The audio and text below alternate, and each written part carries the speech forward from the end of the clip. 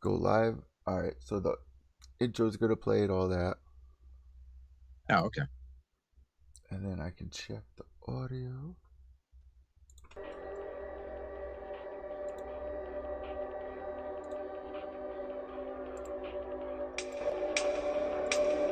Where's my phone? Make sure the audio's good. Should be streaming. Fuck, did I just put my phone?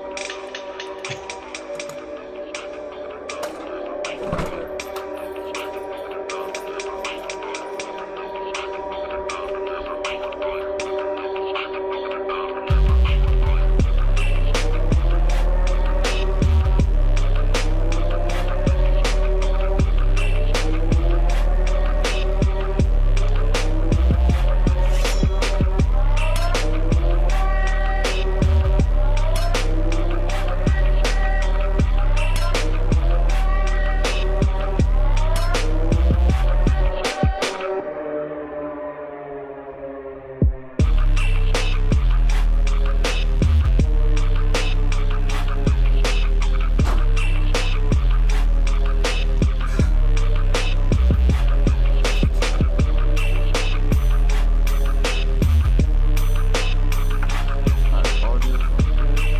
Figure it out. Okay. Alright, we're Gucci. Alright, intro is playing. Oh, okay. I guess it doesn't. Yeah.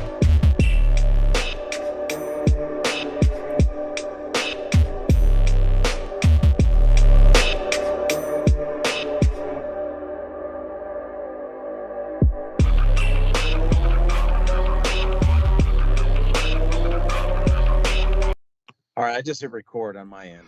What's going on, guys? Welcome back to Pure Evil MMA. I have a special guest with us here today. We got Ted Czech. What's going on, Hey, Andy. Ted? How you doing, man? Good to Man, see you again. it's been For a a long minute. There's been a lot Yeah. that's changed. A lot.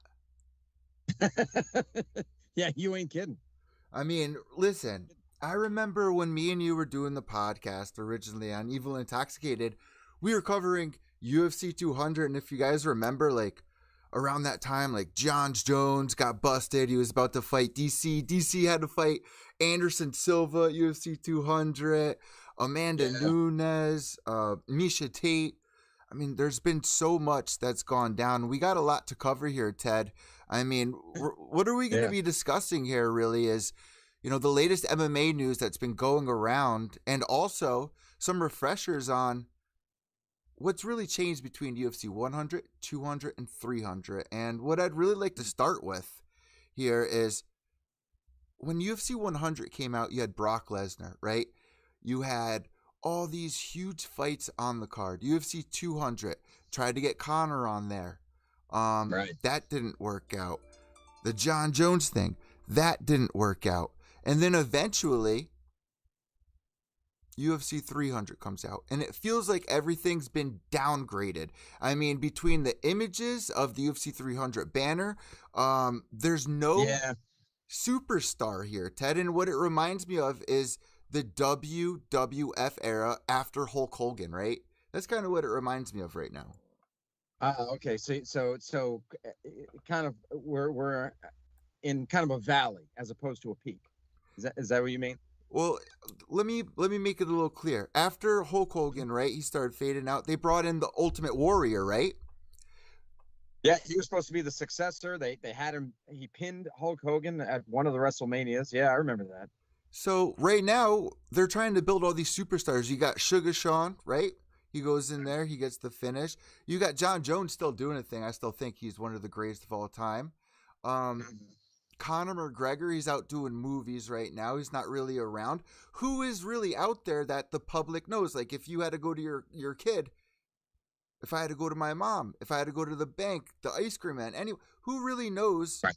these fighters on UFC 300? I mean, what are your thoughts on UFC 300, Ted? All right. So yeah, I've given this some thought. I think people put a lot of pressure on the UFC, or maybe the UFC is putting pressure on itself. Just because of the number. It's It's 300, so it's a big deal as far as the number. But just because it's the number doesn't mean that you have to have the biggest fights, because the fight game is so unpredictable. You can't. It's so very difficult to get everything to line up. Just so, as we've seen, I mean, with so many cards, it's just so and it's nearly impossible to get everything lined up and say, okay, I'm going to have this guy, we want Conor on UFC 300 and we want all these other guys, so I think there's an expectation there, and maybe it's an unreasonable one amongst the fans, that has to be the card, of the century. And who knows, maybe it still will be, as far as like when you just look at the fights, pure action in the fights. So what goes on in the fights might be great, but name wise, yeah, they don't really have the name recognition. They don't have all of the stars on this card. No, they don't. And what I feel like the UFC is doing here is they're relying on the number 300 right now. I thought they could have done a lot better. There's a lot of fans out there, no matter what, they're going to pull in numbers. But what is their biggest mistake here? Like, what was your thoughts on, if you had to make UFC 300, wouldn't you have John Jones on there? Wouldn't you have Conor McGregor on there? Wouldn't you have Sugar Sean on there? Wouldn't you have, Kayla Harrison coming over from PFL? People would be excited. MVP, he fought at UFC 299. People could have been excited about that. People were rumored about Habib coming back. I mean, it doesn't feel as special as UFC 200. So what would have made it special for you? Well, let me say this. They probably tried. They probably tried like hell to get Conor. And for whatever reason, and maybe we'll get into this later, because I know you want to talk about him, some other things going on in his life. But either he's just not ready yet. He's still doing right now. He's doing all sorts of hype for the movie, for Roadhouse, which I just watched. And if you want to talk about that, we can talk about that. So I saw it when a couple days ago or whatever. Actually, I watched it twice because I watched it once by myself, then I watched it with the wife. So I can't believe she wanted to see it, but she likes Jake Gyllenhaal, so whatever.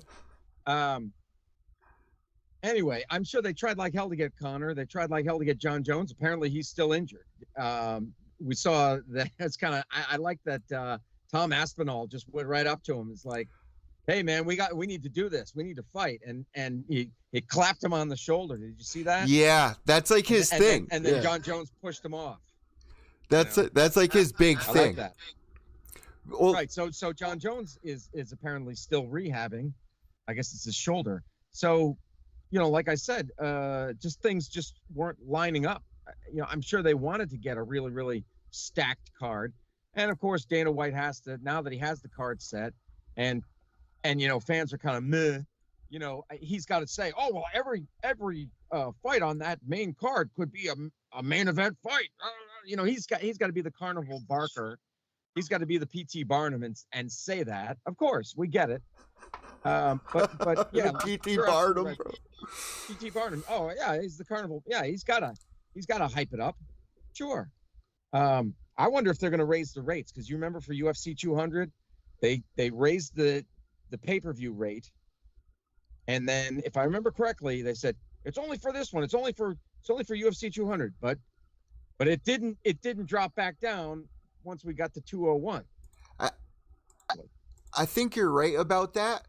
They boosted it up and they're like, oh, you're going to get a subscription as well once you purchase this. It was like part of like a whole package. But going back to what you were saying with the Roadhouse movie, I want to bring that up really quick, because Conor said that he was ready for this UFC 300 card. He wanted to be on UFC 200. Of course, the movie's going on, blah, blah, blah.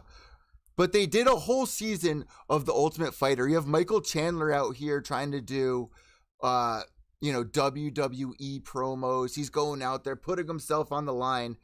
And he kind of looks like a lunatic. And Conor was even hinting that he was going to make a return. But my thought was he's going to dish over on Chandler, and he was going to end up fighting somebody at UFC 300. That was going to be like the big surprise. However, it wasn't. He comes out with this movie, and he looks like he's really, truly messed up. So I feel like when they take away USADA, right, they give Jose Aldo a pass on his 6-month drug test right now. And, you know, I thought that had to do something with trying to get Conor into UFC 300. However, that was a big miss.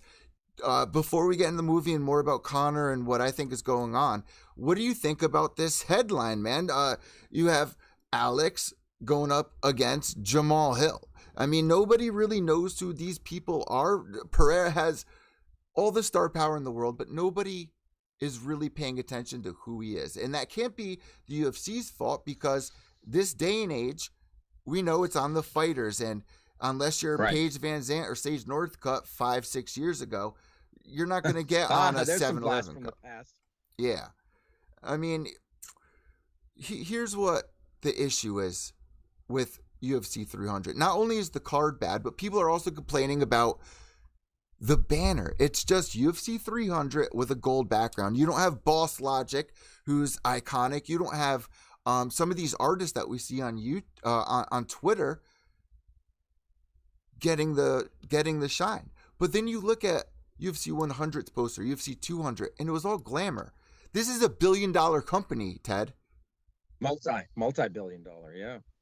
I don't know. I don't know what's behind that. I remember, you know, back when I was covering the shit out of this sport, you know, getting on the message boards and everything, and seeing what other fans were writing, and they would just pick apart the posters. As soon as a poster would come out for an event, they would just pick it apart, and they would say, "Oh my God, they had the intern do it this time." It was always when it was a shitty poster, it's the intern. The intern did it again. It used to be the gray background, just the copy and paste. Yeah. So they blame they. You know, I mean, they were just bullshitting, but they would say, "Oh, yeah, that's the intern." I don't know what they're doing here. You know, maybe they're just going with something very simplistic. But going to your point, your question about Pahea, and is it Jamahal or is it Jamal? Would you say Jamahal? I like that. That's instead of all these, because it looks like Jamahal, or do you just roll it and say Jamal? Aaron. So how do you pronounce his first name? Aaron. Aaron. Be nice. Anyway, so I would just call him Hill. Right, he's the former champ. We'll call him J. Ann Hill. J. Hill. We'll call him J. Hill. Yeah, so he's the former champ, and Pahea is the current champ. There was a crazy video that got out. If I was Pahea, I would have tried to put the kibosh on that, but you got some little rapper who knocked him out. I didn't see that. I didn't see this. What? Oh yeah, I can't remember the kid's name, but you know, they got the boxing gloves on, and they're sparring, and it seems like it's light, but the guy gets him right on the button, and down he goes. Down Pahea goes. Really? I did not see that. I did not see that. Yeah, can't remember the kid's name, but yeah, he's a rapper apparently. I don't know how much. I don't know what kind of skills he has. You know, whether he was Golden Gloves or what his background is, but he got a shot in on Pahea. Was this recent? Yeah. This reminds me of what was it? Was it the Conor McGregor rumors of him getting knocked out before going into there was one big fight where everyone was saying, "Oh, he got knocked out." I think it was John Jones. Everyone was saying he got knocked out before an upcoming fight that he had. And well, if you go back to Pride, there was a backstage altercation between Wanderlei Silva and Crazy Horse. And they said, and the rumor was that Crazy Horse knocked Wanderlei out, and that was when Wanderlei was destroying everybody.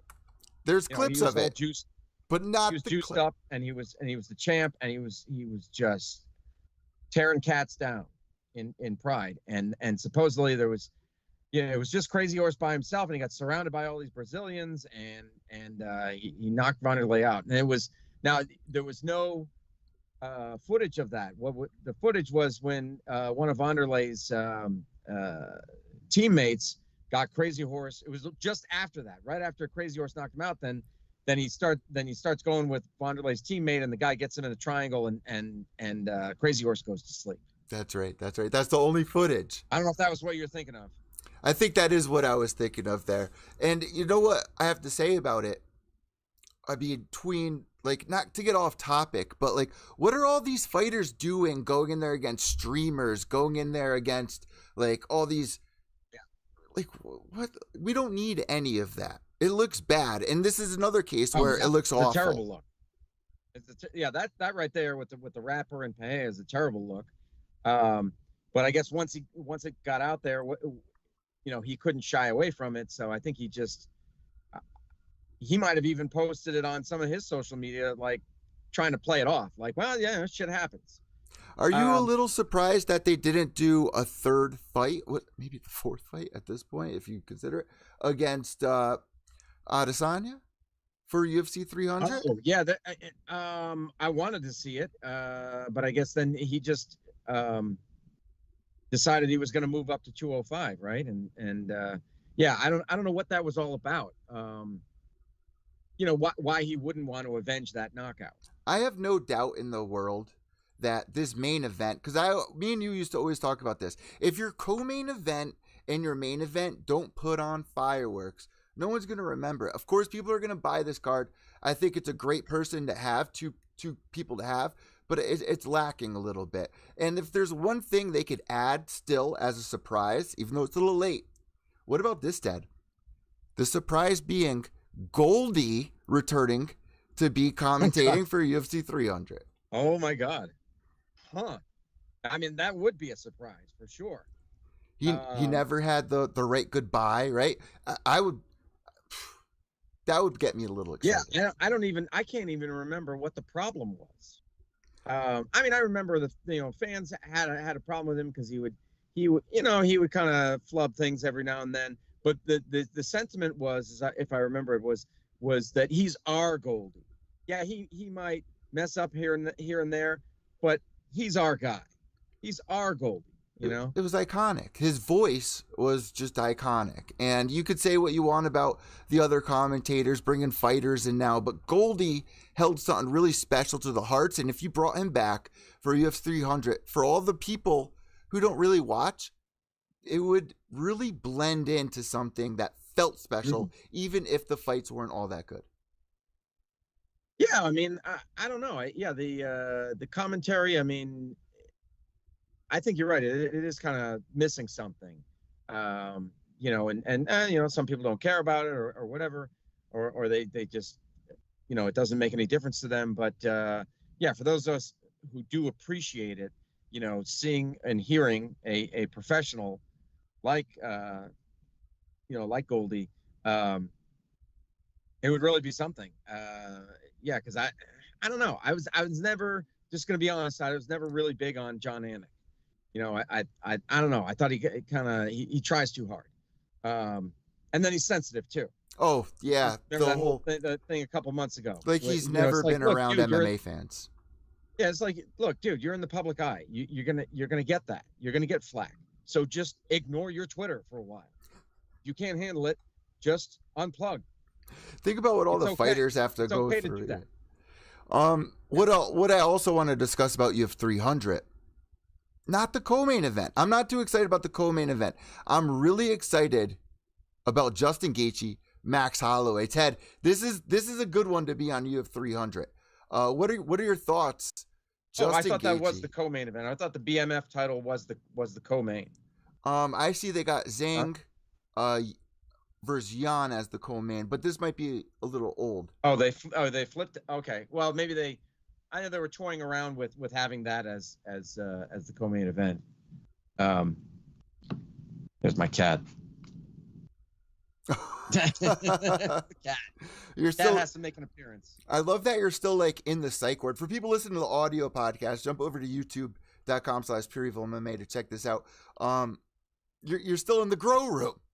Still in the grow room or the padded cell, whichever you prefer. Yeah, because some people called it one and some people call it the other. But Yeah. For those who are just listening to the audio, it's my basement, my own basement, and it's just the insulation. I don't have any walls up. Your bubble It's boy just in the there. insulation. Bubble What's boy, that? like bubble boy. You're bubble boy in there. Bubble boy, the boy in the bubble. Yeah, it's just the insulation. So it kind of looks like a padded cell in here. So I figured, yeah, why not continue with that for this? Bring it on back. I love it. But like going Yeah. into the whole Justin Gaethje Max Holloway thing, Hmm. we've seen a lot of changes over there. Justin Gaethje is the one fighter that has come over from another organization that has really put on an amazing shine. And what Mm. I want to discuss here He is the is, highlight. That's his nickname, oh right? yeah, oh yeah. What I want He to lives up. discuss is PFL and Bellator. They get rid of MVP. They get rid of Kayla. They get rid of their biggest stars, right? To go over to the UFC, they merge together. We'll get back to UFC 300. PFL, Bellator, they merged together. What were your thoughts on that decision? Because not many people thought that Bellator would do good for a while. Scott Coker takes over. He did a great job, slacking a Right. little bit as the years went on. PFL did a lot better than a lot of people thought. BKFC is the real shiner here, but anyway, what were your thoughts, Bellator, PFL joining and not really having So star power? yeah, and there's that theme again, star power, as you were talking about with UFC 300. Well, I'll say this first. Yeah, it is like you said, it is up to the fighters. You have to create your own brand and your own persona, and the UFC will help you, but really, you as a fighter are in charge of that. And your manager and whoever else. You've got all these platforms out there, all these social media platforms. You've got it all right there. You've got an audience, so it's up to you to do what you will with it. What kind of persona are you going to assume it? And it is kind of it's the fight business. So It's a yeah, lot of eating bullshit you don't want to deal with too, right? Just for the growing of your brand, like Ian Gary. He doesn't have to respond to Colby Covington and his old act. It's an old act, but he responds and he feeds into it and it does good for him. right. Ian Gary probably is saying, "Oh, Colby is an established guy. He's modeled himself as the Trump supporting American patriot who has a disdain for what does he say, virgins and nerds. So that's Colby Covington, right? And he's fairly recognizable in the sport. So Ian Gary, I would imagine, wants to get away from what people have attached to him, which is the cuck. Oh yeah. He takes his wife's name, and supposedly her ex lives with them or doesn't live with them. I mean, it's a rumor, but still, he's. If I was him, if I was managing him, or if I was in charge of his PR, I would be like, yes, go after Colby, so that people can forget about this other bullshit of you being a cuck. you know, so all right, so that's that. But going back to your question about PFL and Bellator, so I remember when PFL started as World Series of Fighting, right? WSOF. Yeah. Yep. They started as that, and their whole gimmick was, I think, if I remember at the time, was seasons. They had seasons of fighting, right? They wouldn't fight year round, which I thought that was kind of weird, because it's the fight game. The fight game goes all the time. Yeah. It's not football. It's not basketball. It's not baseball. So I thought they were starting at a disadvantage doing it that way. I thought it was interesting that they said, "Oh yeah, we got $1 million purse or whatever." I don't know if it was still with World Series of Fighting or once they switched over to PFL, but at some point they said, "Hey, we got $1 million purse," and yet still that wasn't enough to get big fighters. I went to a couple of those events, man, and they Yeah, did good. I went to PF once they turned to PFL. It was the $1 million purse. They had Kevin Hart hyping it up. I got to go to Madison Square Garden twice for 2 New Years for this card. Go backstage, see the Happy Gilmore giant check that said $1 million. They had Kayla in there. They had great fights. But Mm-hmm. the one thing that made it good was it was easy to access, which Bellator has lacked. So I thought joining these two companies together could do some pluses.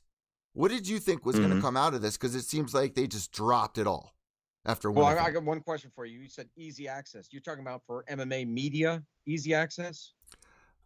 Like easy to get backstage, easy to interview fighters? Is that what you're talking about? I'm more talking about joining together to be more of a commercial brand, to let people know where they're going to be. Because remember, ESPN deal, right? With the PFL, and then now that's gone. They're with HBO Max. The best thing is to grab onto the coattails, and Bellator had its shot right there. Bellator was doing their best when they were putting on freak shows, whether anyone wants to admit it or not.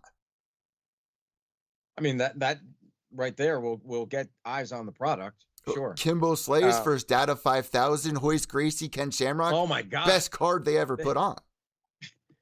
Wait, wasn't that the fight where Dada 5000 basically died in the cage? It has a heart attack. I believe he was dead in there for a little while. That's what. And it came out later that he actually was dead, and that they carted him off, I guess, and somehow he survived. But you remember it, right? That's unremember. What's another card you remember from Bellator since then, like that, other than MVP smashing a dude's forehead? You know? Oh yeah. I mean, he was the can crusher in that organization. We can get into him later, but all right. So, but I was asking you about access because when I was covering it, I went to a couple of Bellator cards in Atlantic City, and I found that this is actually still, I think, when Bjorn Rebney was running it. And yeah, there's a name. Yeah, and I thought it was great, the way that they treated the media, and yeah, I mean, and well, they should have, because they were, trying to scratch and claw their way up to the top, or I mean, I guess they were already kind of de facto the number 2 organization, second to the UFC, but that was before MMA was as big as it is now, too. Yeah, but and so, but I thought they treated us great. Let me comment on that.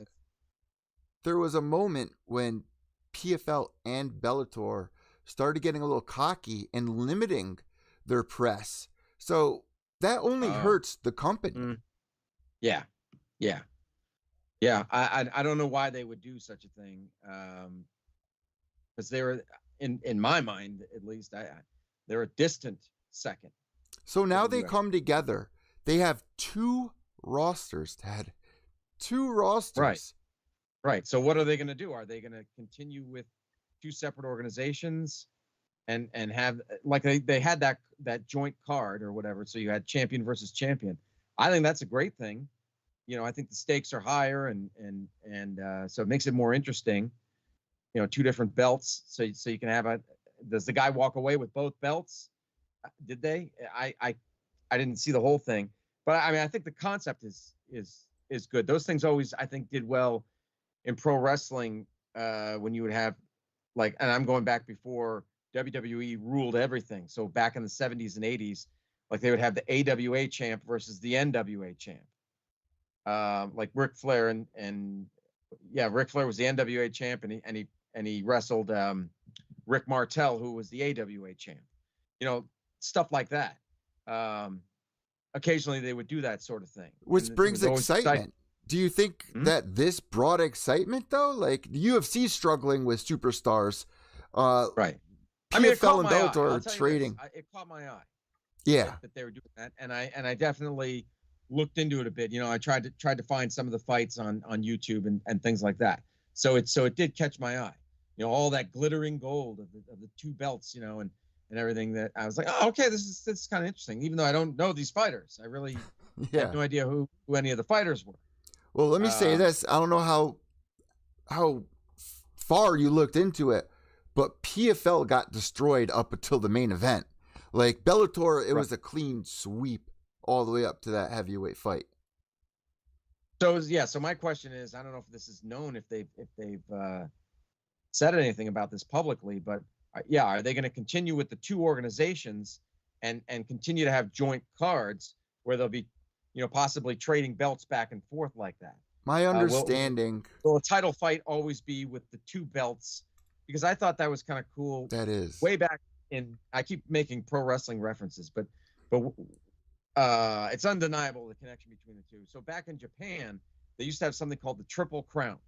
It was 3 different belts. You had to hold all 3 of them at the same time. They would never parse them out. But it was called the Triple Crown because it was 3 distinct different belts that you had all this freaking hardware that you would go to the ring with, and it was very prestigious. It was just in one organization, though. I think it was All Japan. Well, hold on. For the listeners that aren't familiar, like, what do you mean 3 belts? Like, how do you obtain the 3 belts? Like, well, they always came as a package. Like that, when you beat the guy who held the belts, you got all 3.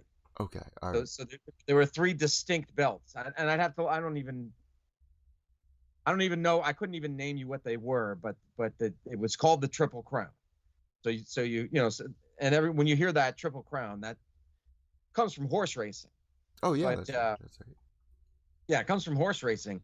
So it's the top 3 races in horse racing, but they applied it to pro wrestling, and so it's the 3 belts in All Japan that you could win, and you always won them together, like I said. So maybe they'll do this with PFL and Bellator. You win both belts when you beat the current champ. Is that what's going to happen?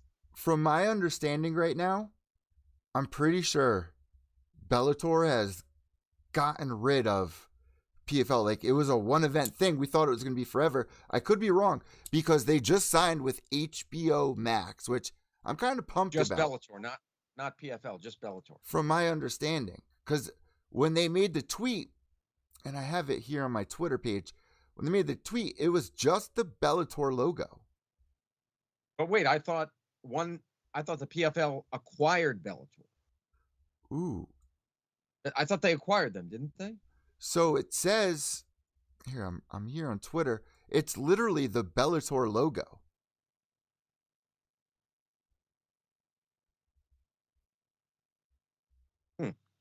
Hold on, I'm just I know this is dead air here. I'm just looking this up.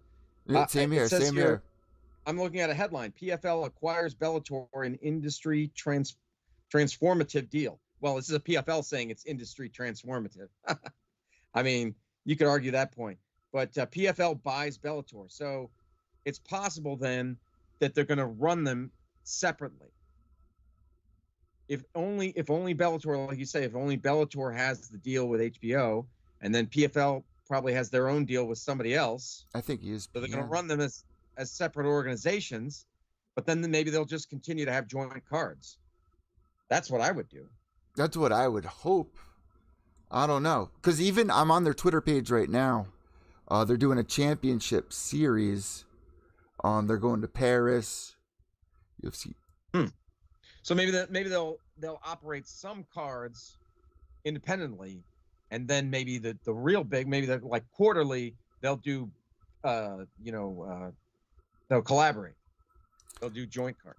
Well, we'll see what happens moving forward with them. But like one of the biggest things here, I hope they don't drop the bag, because it's really important for mixed martial arts to have these promotions. We don't want to lose them, because then the UFC runs it all. And I really like to think that there are MMA fans out there that watch other promotions, because we really enjoy it. I mean, BKFC has really done an amazing job out of any promotion, surprisingly. Yeah, I like watching it. It's very exciting. It used to be bare knuckle was where MMA fighters went to die. Yeah. But now we're seeing that well, I mean, the top guy is a former UFC fighter. He's Platinum Mike Perry. He's their he doesn't even have a title. Well, he's got their version of the BMF title. What do they call? I can't remember what they call it. But he doesn't have a weight class title. But he's just without a doubt the most popular guy that they have. He's their ace. He's their top guy. He's really flourished there. And yeah, it's very exciting. And I just hope they continue with it. I hope they don't sell. They, supposedly they had an offer that the owner said that I forget his name, Dave something. Uh, he said that he had an offer, but he turned it down because Dave Feldman. There you go. Excuse me. There you go. Excuse me. Yeah. So he said they had an offer and he turned it down. An offer to buy the company. So I have right here on Twitter. Let me pull it up for everybody too. Boom. Right here. It says Professional Fighter League presents Bellator. That's what it is now. There. Okay, there it is. All right. Yeah. I think yeah, see, if they were to totally combine, they would probably have to get rid of a lot of fighters. You know, if you're gonna take two organizations and make them one, but yet you're only on one platform, or you only have so much time.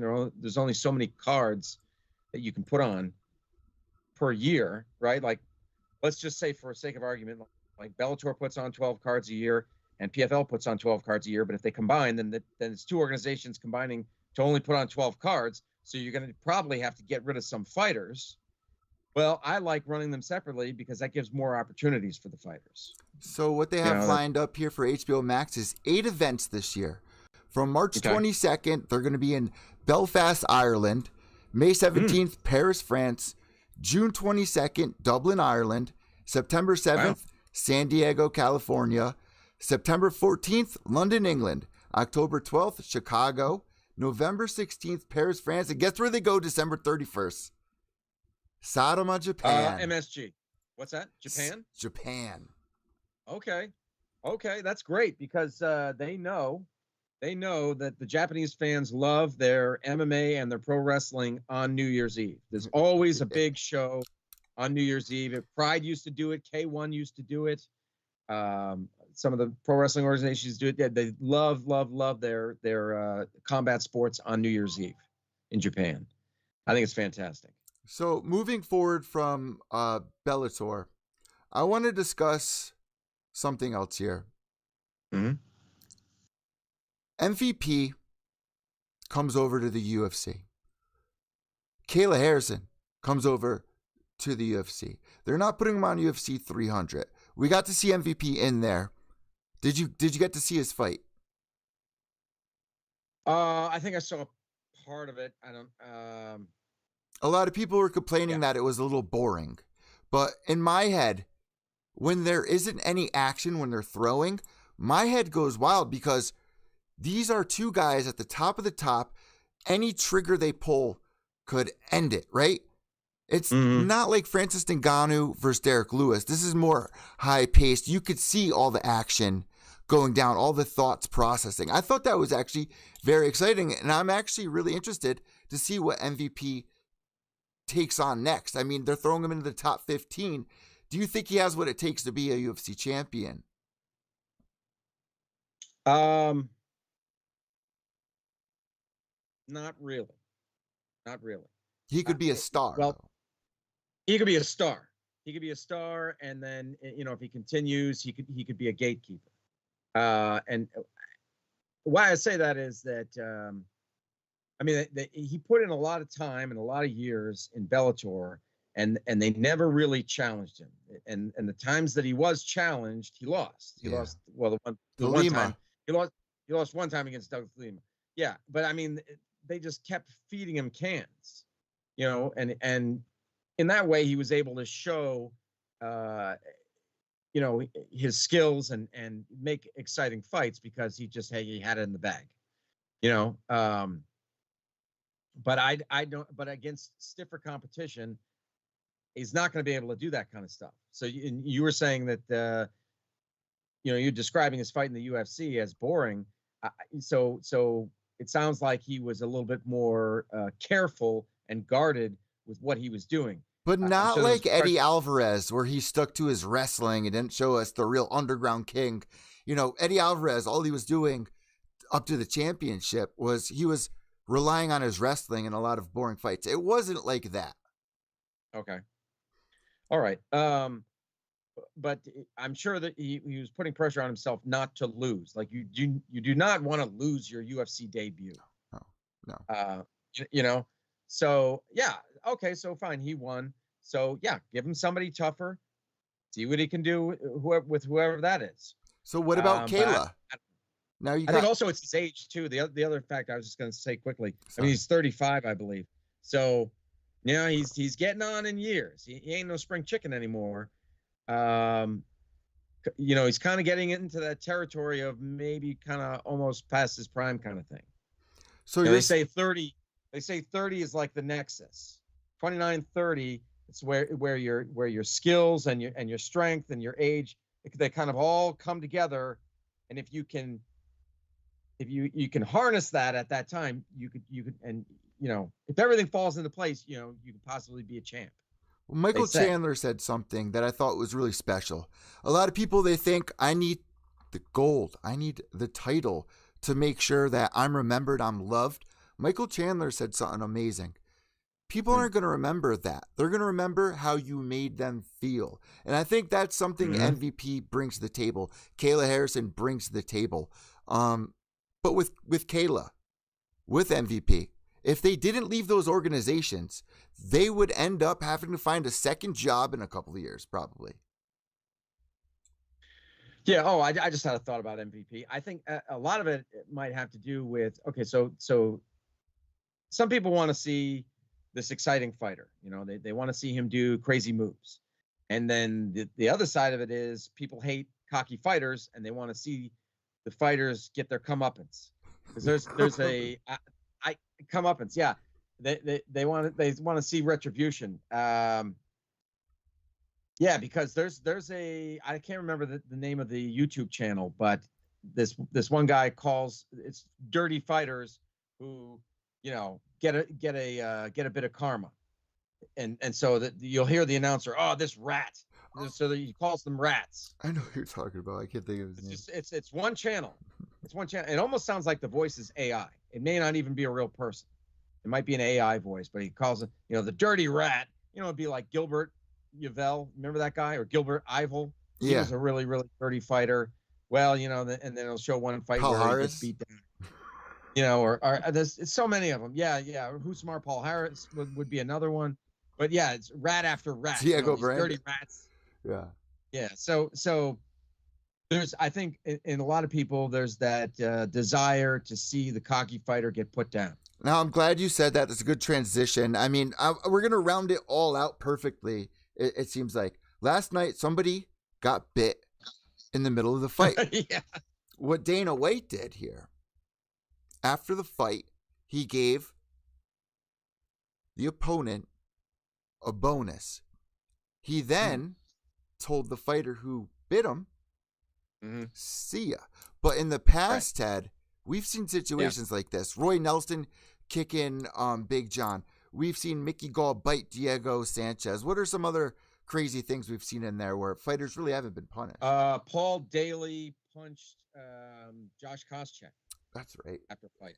Sayonara to him, right? Yeah. Wow. Right. That's a throwback. Yeah, my theory on that was, I was thinking about that before we started, but you just mentioned some where they got away with it. My theory was Dana White hates to be embarrassed.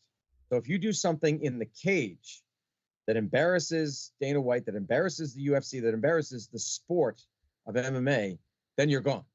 But if you do something outside, like John Jones getting pulled over and he's got weed and he's got whatever, or he beating his wife or whatever. Allegedly. Or Connor taking that dolly and throwing it at the bus. Beating old men up. Yeah, you do that outside of the cage, and it seems like, he'll bail you out, he'll support you. Calling Brazil a bunch of filthy animals, Yeah, maybe it also has to do with the fact that Connor and John Jones put asses in the seats and sell pay-per-views. Maybe that's why they keep getting chances. But I don't know. Because I remember there was a guy, I can't remember the guy's name. He might have had one UFC fight, and then he got charged with domestic violence. It was just an allegation, and Dana gave him the boot. He had like one fight in the UFC. He was not known by, he wasn't really a known fighter. I was thinking about, what's his name? Jesse from The Ultimate Fighter. He won The Ultimate Fighter, then he got kicked out. He got brought back for the redemption season that we covered. What the hell is his name? But yeah, Dana White seems to do that. Was that the right call here, though? I mean, to fire him? Fighting is pretty serious. I mean, that's pretty damn serious. So I don't really have a problem with it. Yeah. Swift justice. Swift justice. You know, I mean, he needs to send Dana White needs to send a message, you know, to everybody out there, even to the critics, even if he would tell you he doesn't give a shit about the critics. He does, I think. So he needs to say, hey, look, that's not allowed, and you know, justice is going to be swift. You're out. You're done. I'm glad that you said that, because you mentioned, Ted, he'll punish you for things that he gets embarrassed about, but outside the ring. Where do we draw the line? Like, what is right? What is wrong? Should it really be this kind of dictatorship, or should there be set rules? Like, I kind of like it this way, but I mean, the UFC is its own company. You know, it's not like boxing where you have the different organizations, the WBO and all these different organizations, and then the promoters just put on the fights. But the UFC is running everything, so they can do whatever they want. If they want to bring in an NFL player that's beaten his wife and is kicked out, they could do that. Oh, Greg Hardy? Yeah, like it just seems all over the place. You know, that's just right. Yeah, no, I was against that. I was against bringing him in, but I think they were thinking about, well, this guy's an ex-NFL player, number one, so he's bringing a fan base with him. But also, a lot of people hate him. So they want to see the bad guy, you know, get the shit kicked out of him. Also, Ted, kind of bad timing to piss off Dana, because there was just a huge settlement, Ted. Do you want to talk about this huge you heard about this settlement? So it's a number of fighters that filed a civil suit against the UFC. It's been in the courts for several years, right? Like 3-4 years, something like that. Well, remember they tried doing a fighters organization union. Remember that? Union. Right. Yeah, there was talk of a union, but I forget what was the main complaint from this group of fighters. I know John Fitch was involved and some other guys. What's his name? What was their main? Tim Sylvia, like having his arm broken in half, and years later he shows the photo of his arm and the surgery, how it got botched, and like UFC will not pay for that. Frank Mir. Frank Mir broke that arm. Oh yeah, Sylvia pretended like nothing happened at the time either, if you remember. But you could see it in slow mo. He had the arm bar on, and the thing just went poof. So I think it had some. That was disgusting. Yeah, but it had to do with like healthcare, taking care of the fighters. I believe so, but the way that people are saying they're going to be paid out is all different with how long you fought for. But I think that's a huge win and something that I really never thought we would see. Okay, so they did settle with the fighters. Is that right? They did pay out. It was a payout, a settlement. Yeah. Okay. Each fighter, I believe, is getting around about $250,000, depending on your activity and what you need to get covered for. I mean, if you look at other professional sports, I do believe that the UFC fighters, that the majority of the UFC fighters are paid the least. But would you say the average salary for football, for NFL or baseball, like the bottom, the bottom rung, not even the average salary, the bottom rung salary is probably still more than most UFC fighters make. That's something that they put out there. So, like, my point here is, Ted, it has to happen in the organization. Like, you have to get hurt in the organization. That's the only thing I find fair. They shouldn't have to take care of these fighters forever. But if you have issues, medical issues, this and that, I feel like the UFC should cover that, especially for their former champions. Well, yeah, and I think some of it might have to do with the fact that they are independent contractors. They're not actually employees of the UFC, and the UFC does that so that they don't have to cover their health care and everything. Because, like, you know, you have a job, I have a job, and you know, most jobs have some type of health care attached to them, and most jobs have some type of you know, like a 401k, some type of retirement.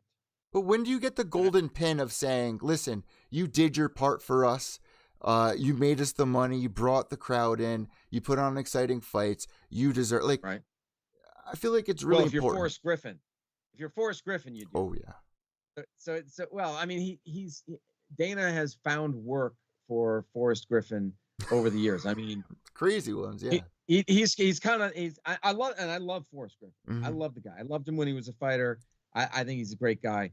But you know, and so for his loyalty to the company and to Dana White, Dana White has found employment for him in the organization.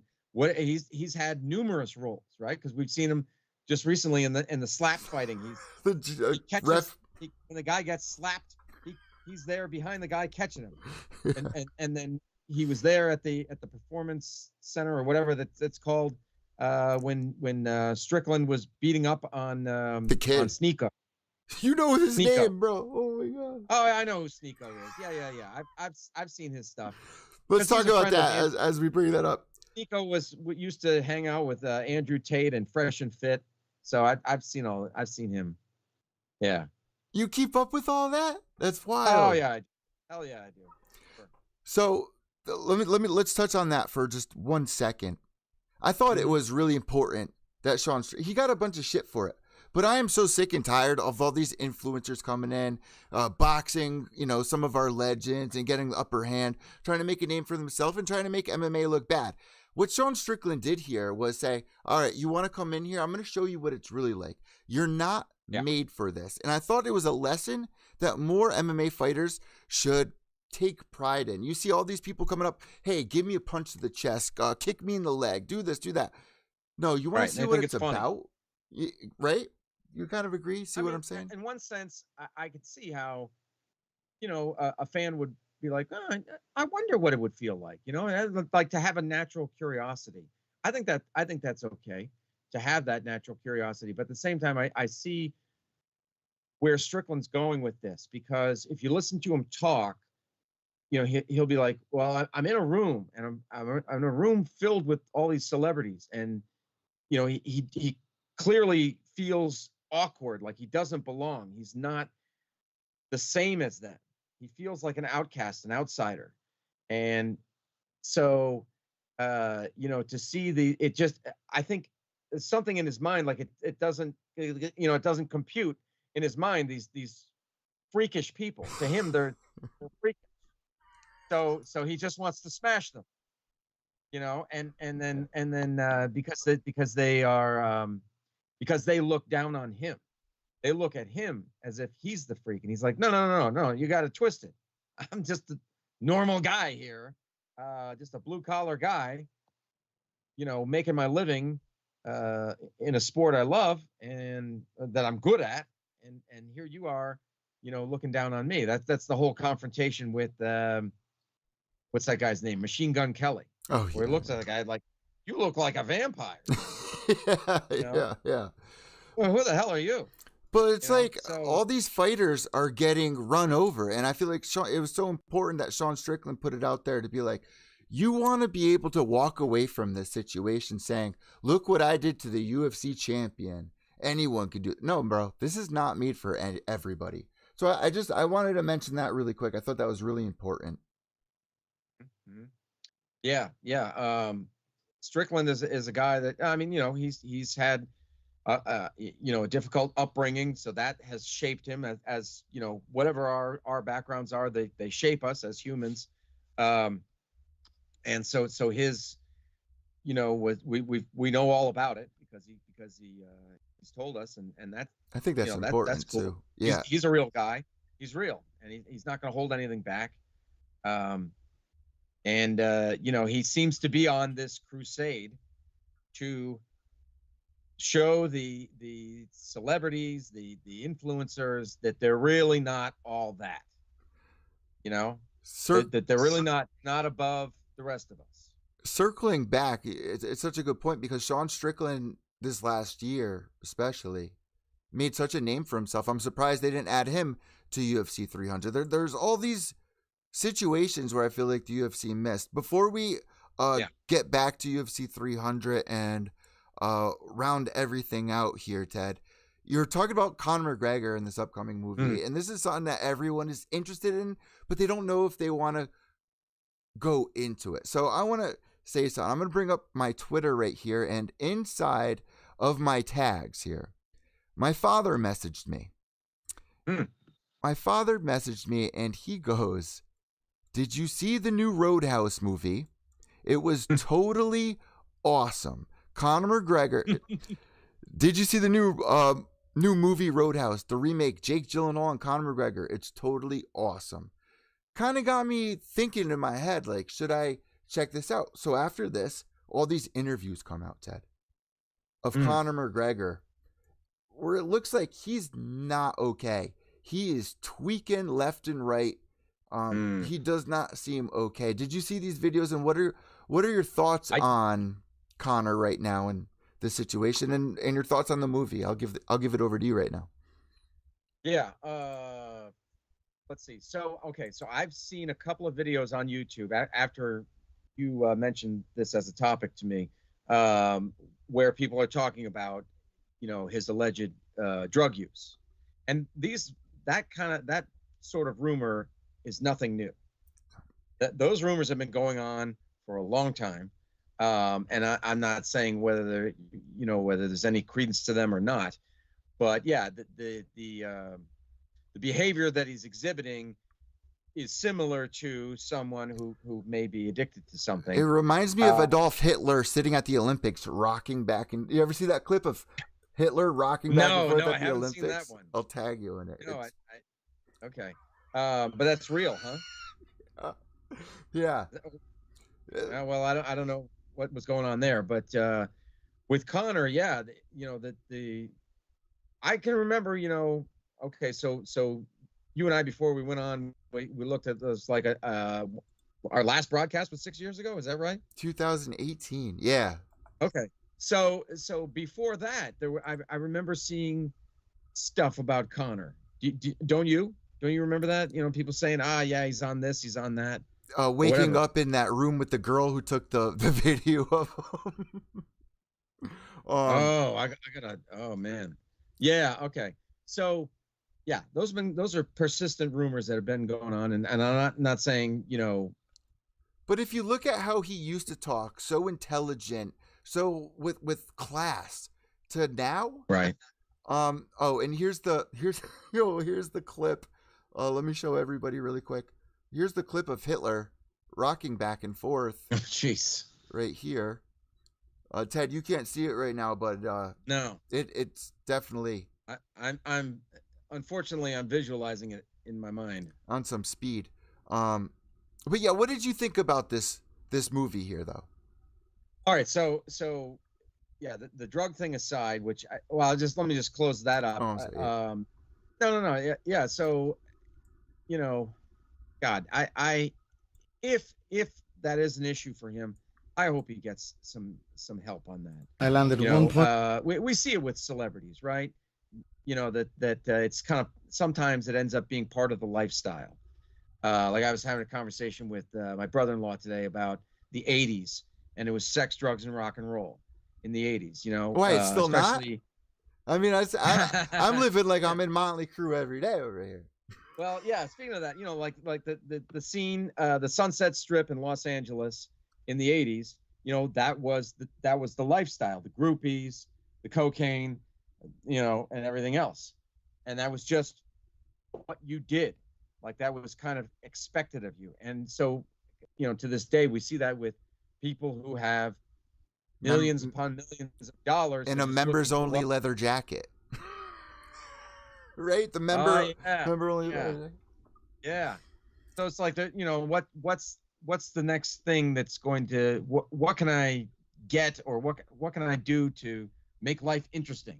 But is it alarming, though, at this point? Ted, I'm going to play this clip. Yeah, I wonder if you can hear this. Once. And he hit me with a door. Can you hear that? No. Okay, let me just play it for the audience really quick. He was good to me, and I sometimes had to remind him. I landed one punch. Once. And he hit me with a door.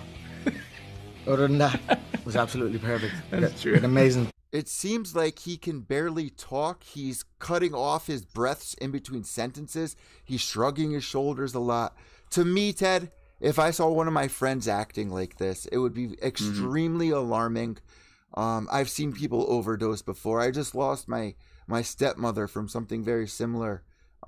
It's just really scary to see somebody at the top. He wants to come back and perform. It just looks really ugly. But you're saying this is actually a win. The movie was actually really good. Maybe he's just exhausted. I mean, okay. I would say he was. So I watched the movie.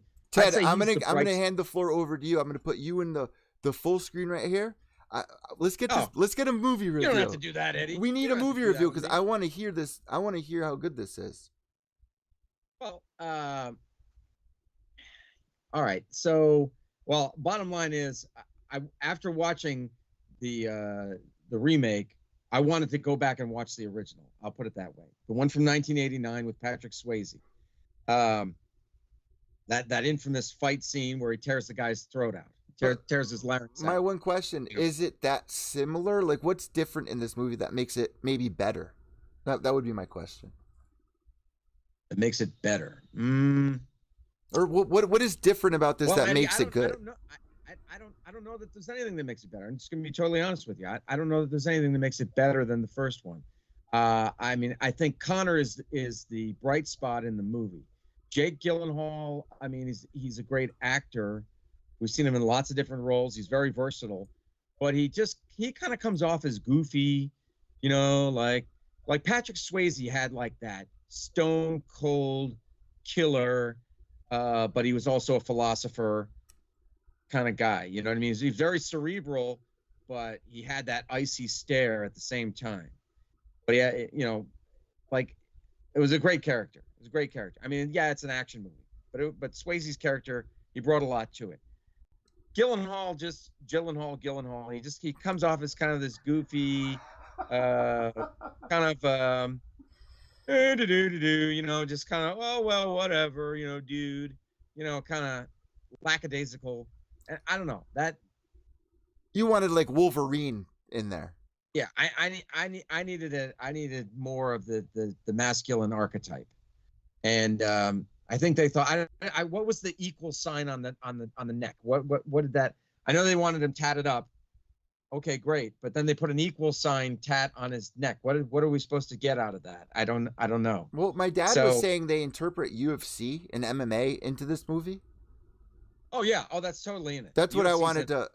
Yeah, he's a okay. So he's a for those who haven't seen it, Jake Gyllenhaal is a former UFC fighter. So they've got, I don't know if you saw, one time they actually filmed part of the movie during a weigh-in. You'll have to go back. It was a couple months ago. It was like maybe 3-4, maybe more months ago. So they're doing the ceremonial weigh-ins, right? Then all of a sudden they bring Jake Gyllenhaal out and this other actor, and the two of them square off, and Jake Gyllenhaal slaps the guy across the face. And they filmed it in front of a crowd that was there to see the legit fighters fight for this whatever the card was. I can't remember the card. Last time they did that was for It's Always Sunny in Philadelphia with Paul Felder and Cowboy at the weigh-ins. That was the last time I think. Paul Felder. Yeah. I interviewed that guy a while back. Great guy. Yeah. Lost his father to cancer. He was training in Philadelphia. This is before he got to the UFC. He was the champ out there. I think he was. Yeah, he was. So he was training. I forget the name of the place. Hopefully I'll think of it. But he was training at a place in Philadelphia, Brazen. He was training at a place called Brazen MMA, and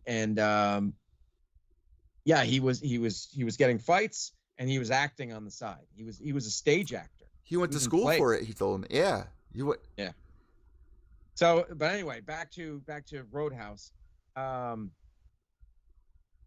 Connor, to me, was the bright spot in all this, and he's probably going to get more offers, after this, seeing him in this role, whether it be the bad guy or, put him in an Expendables movie and make him a good guy with Sly Stallone, pair him up, buddy cop movie, pair him up with a comedian.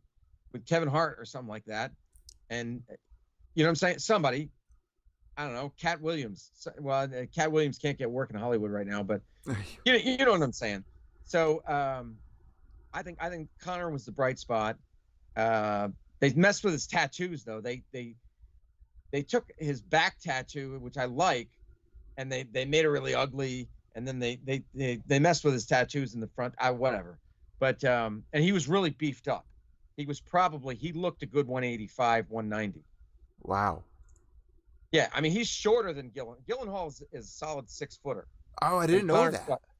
Yeah, or he's listed as that online. Conor is what, 5'9". So I think they figured, well, shit, he's shorter than Gyllenhaal. He can't tower over him, but he was goddamn thick, you know. So he was beefed out. This is better than the old Roadhouse. No. I like the old one better. Okay. I like the old one. Well, let me say this.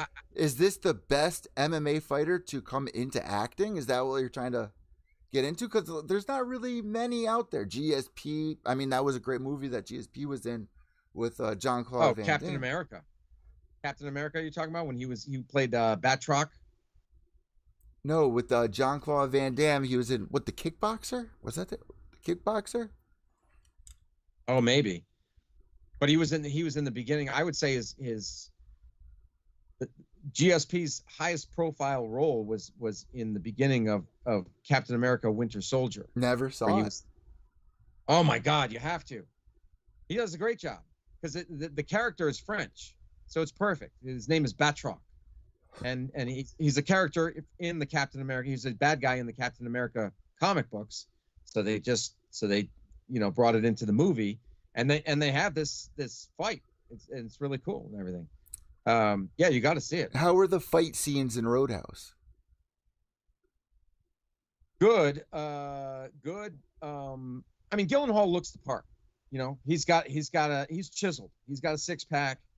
But he's lanky. You know, he might have went $180. But he, like I say, 6 foot, but 180, 185.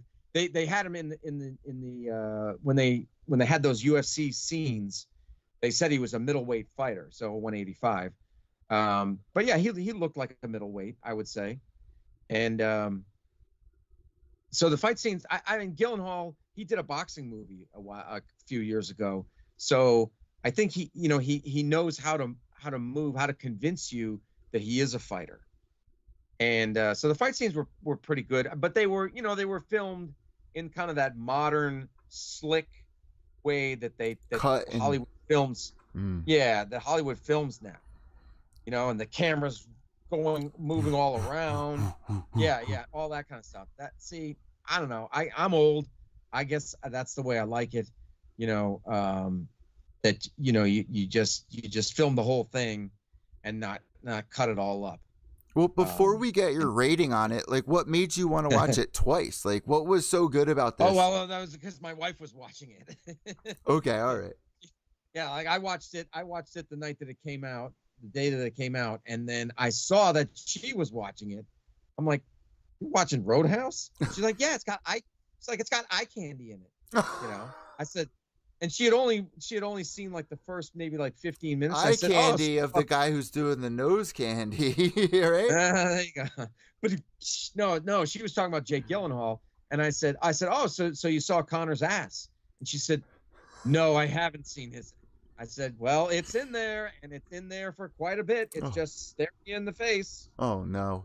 Wasn't excited about that. I don't think she's a fan. He did that years ago when he took the photos of his ass, and then like last year, everyone forgot about this. I just retweeted it. Conor was liking like man jerky videos on his Twitter. Remember that? Like last year, he was doing what? People went onto his Twitter, and you know how you could see like what people are liking. Okay. He was liking videos of this one dude who had his shirt off, his pants down. Oh, come on. It's on my Twitter. It was a big thing. It was a huge thing. Oh, man. I mean, I don't know if the dude's thing was a huge thing, but the situation was a big... It was a big thing. Yeah. That's the real movie Conor wants to star in right there. But oh my Lord. What's your rating for this movie? My rating out of what? Out of 5? I mean, so 5 stars. I mean, I would give it a 3.5. I give it I give it a 3.5 out of 5. What does your wife think? Because for us, we have the interest to kind of watch, but like, did it seem like she was in? Okay, so she found that the fight scenes a bit long and tiresome. Like, she doesn't want to see that. Oh, she's a woman. She doesn't want to see that. Was it like They Live, Roddy Piper 5-minute fight scene? Like... Oh no, but that's a great fight scene. That was rated the #1 fight scene. Great movie. Roddy Piper and Keith David in They Live, which is actually my favorite movie of all time. Yeah, that was a fantastic fight scene. Do you know why it's a fantastic fight scene though? Well, you tell me. So people look at that fight scene. I mean, I watched it on acid, so like what I interpreted was he was trying to get people to put these glasses on, right? To see right. What they was kind of going look on. Like the ones you're wearing right now. Exactly. Nobody would listen to him. So it was kind of that moment where we may see this in a couple of years where people are getting influenced to kind of keep a blind eye, this and that. It was a special fight because it would really be that way. People don't want to see what's really going on. And that's kind of what I saw from it as a long fight. You'd really have to make somebody see your point of view in that situation. I thought they did a great job of making he had to beat that the point. hell out of the guy in order to put the glasses on him. Yeah, he kept saying, put on the glasses. Mm-hmm. For God's sake, put on the glasses. And the guy wouldn't do it. So yeah, they had to go toe to toe. Let's see, what do I know about that? Well, he mixed some wrestling moves in there. He does what's called a gut wrench suplex. So he grabs somebody around the waist and then you throw him back this way.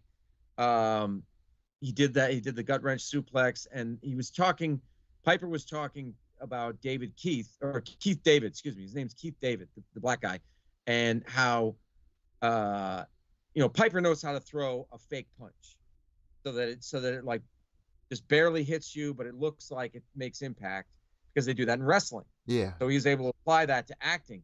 But Keith David I don't think had ever been in a fight scene. So he was punching Roddy for real. Yeah. Oh, sorry.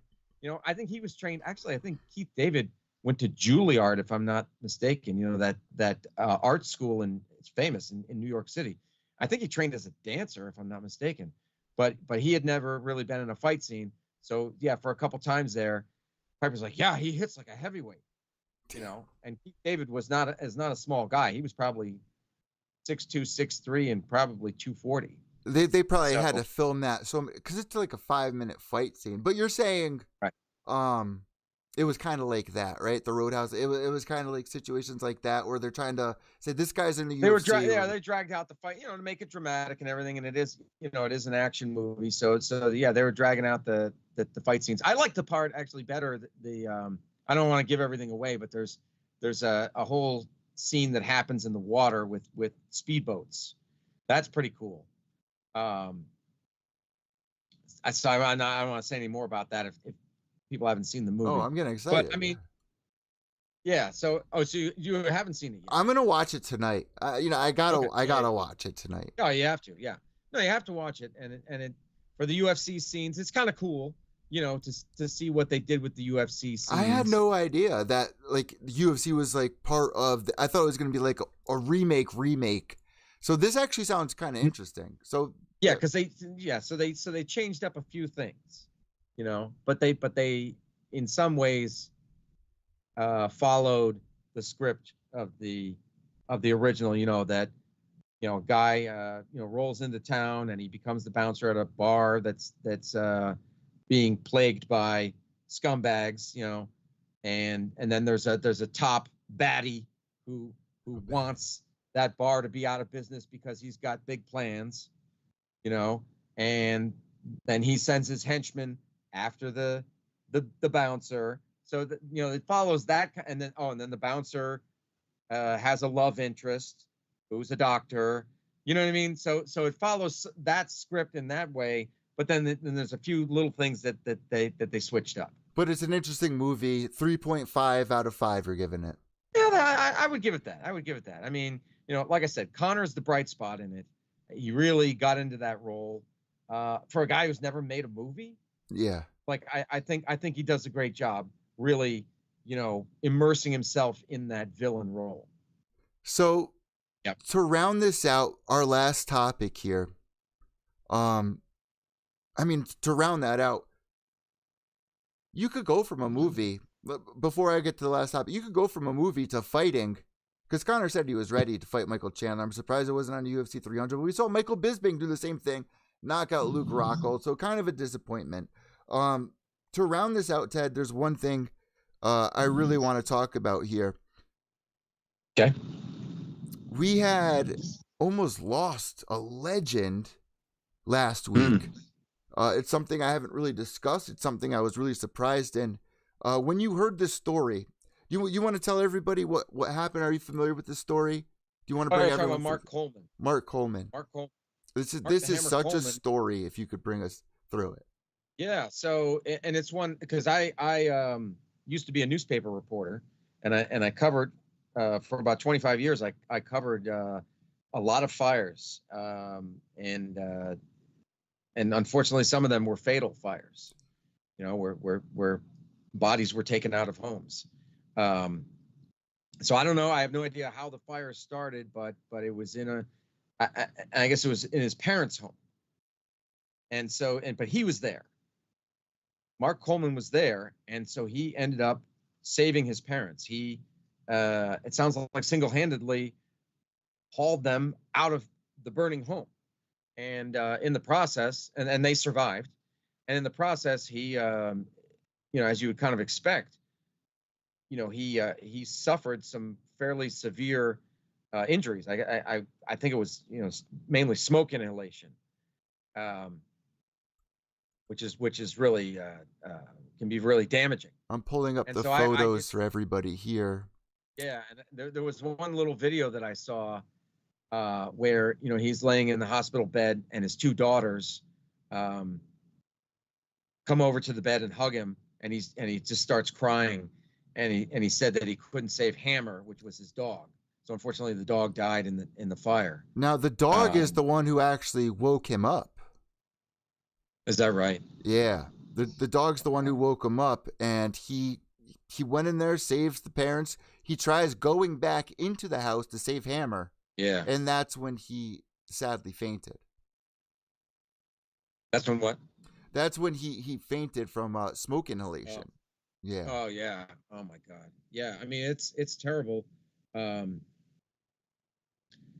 Yeah, I covered a lot of fires where animals died, and unfortunately, where people died as well, and people trying to get back in and save animals and save people, and it's terrible.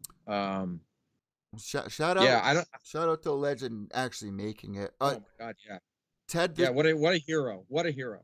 To do that. The last thing I really want to talk about here, which I'm going to give it right to you. Dana White comes out and he says, the greatest welterweight of all time, Kamaru Usman. Now, we all know that he has this grudge that he holds against GSP. GSP comes back on his knees, begging for the shot to come back, fight Michael Bisping. Comes back under one circumstance. If I let you come back, you are not allowed to vacate the title. Unfortunately, one thing led to another. GSP vacates the title. Now, everyone's in here going back and forth of who's the greatest. Ted, over the years, welterweight, we've seen a lot of amazing fighters. Matt Hughes, GSP, Sean Shirk, right? What are some of the greats out there that would probably come over Kamaru Usman, in your opinion? I mean, he is he's a great champion. That's for sure. I guess my thoughts, the UFC, and we kind of touched on this earlier. The UFC is a hype machine, right? You always have to say that whatever the product is right now, and the product being your fighters and your cards that you're putting on, that's the best. That's the best that's out there. Although Usman is still active and he's not the champ right now, but so I do find this kind of weird that Dana White would say this. But usually it's whoever is the champ now is the best. Like when Ronda Rousey was the champ, oh my God, she's the best ever. When Anderson Silva was the champ, he was goddamn best ever. He was, though. Conor McGregor, same thing, right? We've heard that John Jones, whoever is the top star or is a champion, they're the best ever. And I know it, and you know it, and a lot of other people know it, that's just what the UFC has to do, in order to sell tickets and sell pay-per-views. So when Dana White says that Kamaru Usman is the best, I don't really put a lot into that. You could argue that GSP was better. He holds a special place for me because he was champion, and then he got beaten by Matt Serra, and in a very embarrassing way. Okay, and then what he did was he took some time off. He got with a sports psychologist. He got his head screwed on right, and he had changed. He altered his fighting style to a more wrestling base because his background was karate, but he altered that, and he was a hell of a wrestler. I mean, he was, if he had been a collegiate wrestler, he would have been an All-American. Okay, so he totally altered his style and won the title back, and then had, I think, several additional title defenses. So to me, that is a hell of a champion. Up until the Johnny Hendricks fight, right? Yeah, because I made a video on that. Oh my God, you're going back, but I'm pretty sure I said that Hendricks won that fight. He did. Oh man. Yeah. And that's when he retired, right? But then he comes back, he fights Bisping, does an amazing job. I mean, he had iconic moments in his career. The Superman punch, the way he would do the leg sweeps, like there was something very special about GSP, which is why I feel like it wasn't right of Dana to say what he said, no matter what. So yeah, maybe that's a kind of a low-key FU to GSP from Dana White. That could very well be, like you're saying. But when people think about welterweights, I feel like GSP and Matt Hughes, no one's really, I don't mean to like come down hard, but I don't feel like anyone's going to really remember Usman outside of the yeah, I mean, when time. you're talking dominance, when you're talking dominant champions, yeah, I think you're hitting it right on the head there. With Matt Hughes and GSP. I mean, unfortunately, I mean, Usman, so if I got this right, he lost to Leon. To the guy twice, right? Yeah. In a row. Mm-hmm. Tough to, how do you say that guy is the greatest champion? Like, I don't know. That's a tough one. It's a tough sell for me. How about you? What do you think? I mean, I just said it right there. I mean, Usman, if he comes back, I mean, it was great what Usman did against Woodley. I thought Woodley was going to be the dominant one after knocking out, oh my God, Lawler, after he knocked out Lawler. But then we saw Usman come in, and I feel like he didn't put a real good stamp on it. If there's anyone out there to be considered greatest of all time, I feel like you have to do more in the minds of people who aren't fans, in my opinion. I mean, there's a lot that goes with the GOAT, but I just felt like that was a little weird, and it just made me think about The Grudge, and it brought it back, and yeah. And Dana White holds grudges. He holds grudges for sure. Oh yeah. Like there's no mention of Frank Shamrock anywhere. Oh, or Tito. Right.